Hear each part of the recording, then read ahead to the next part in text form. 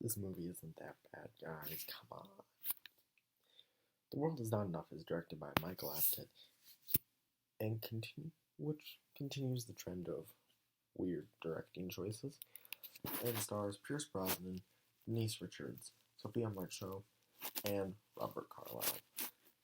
The movie does start well, though. The bank sequence all the way to the end of the boat chase is legitimately great. It was exciting, and I had a lot of fun watching it. Also makes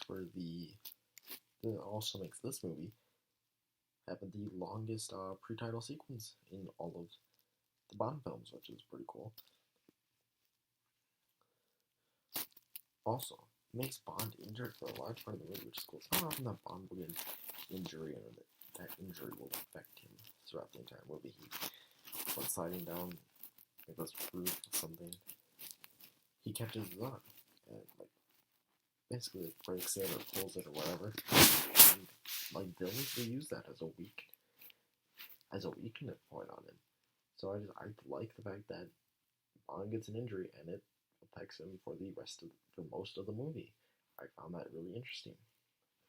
Robert Carlyle is wasted as Renard. He's a good actor, but he's an incredibly weak villain. They didn't give him enough substance. And it just shows that, spoiler alert, the character Electra King probably should have been the villain. Like the main villain. She's a villain in the story. She's still the main villain of the story. But she should have, well, technically she's a co-villain. It's weird. She's a villain. She's one of the lesser villains. But she should have been the main one. She was terrific. She had great motivations and a great relationship with not only Bond, but M. She played off everyone really well. And she was giving a really good performance. They gave her all the best material, and she's wasted. And it was even all set up for her to be the main villain. But then Bond shoots her, and we're left with Renard. Also, it would have been a cool first for the franchise to have a female villain. A female main villain, which, to this day, still hasn't happened in a James Bond film. Come on, guys. There are 25 movies in the Eon Productions. It's not that hard. Robbie Coltrane reprises his role from GoldenEye, and he's just as good and interesting and entertaining. He goes out in the best fashion, but it's sad he'll never be in another one.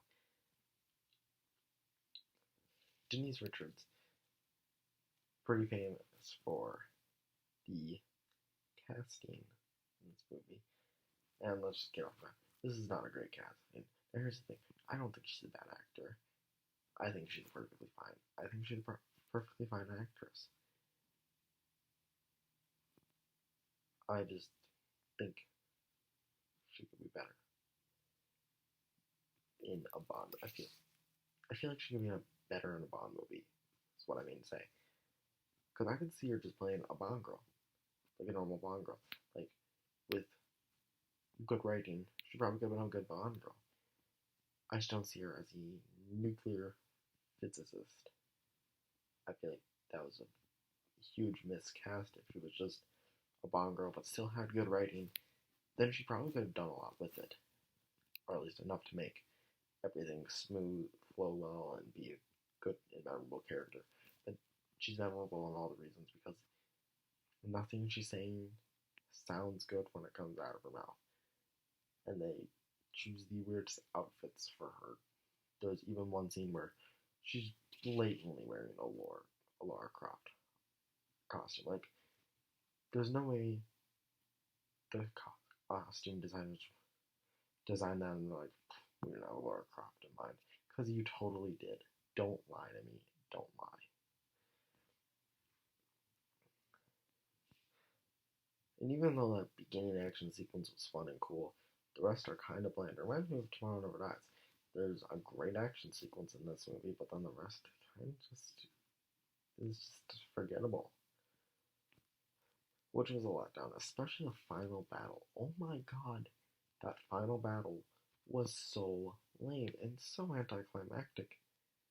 I was just sitting there like, this is it, this is our big showdown of the movie. It's so confined, and the villain gets a little metal canister, hits him in the chest, like, I'm dead now. That's lovely. God. It's what I was like, what are you doing? What you doing there? I didn't like it. I thought it was very lame, very anticlimactic. And the final gag, it made me cringe so much. I thought Christmas only came once.